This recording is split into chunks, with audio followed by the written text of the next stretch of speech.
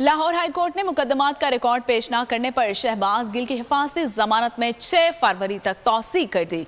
Justice Tariq Salim Sheikh ने शहबाज गिल की मुमकिन गिरफ्तारी के खिलाफ दरख्वास्त की समाअत की। लाहौर हाई कोर्ट के हुक्म के बावजूद मुकदमात का रिकॉर्ड पेश न करने पर अदालत ने एडिशनल वफाकी सेक्रेटरी दाखिला पर बरहमी का इजहार किया। अदालत ने रिमार्क्स दिए कि व्हाट्सएप के जरिए और व्हाट्सएप के दौर में 5 मिनट में तमाम मालूमात हासिल की जा सकती हैं। अदालत ने मुकदमात की तमाम तफसीलात तलब कर ली।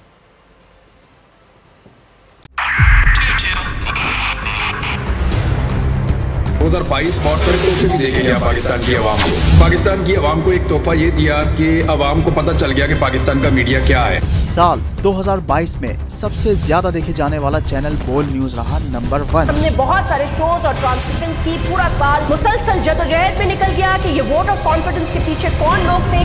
तोड़े रेटिंग के सभी रिकॉर्ड। सोशल मीडिया पर भी सबसे ज्यादा तेजी से 2.4 बिलियन व्यूज का संगे मील अबूर किया।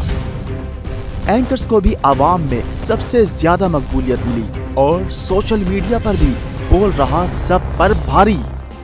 सब्सक्राइब करें और बेल दबाएं ताकि कोई खबर रह न जाए।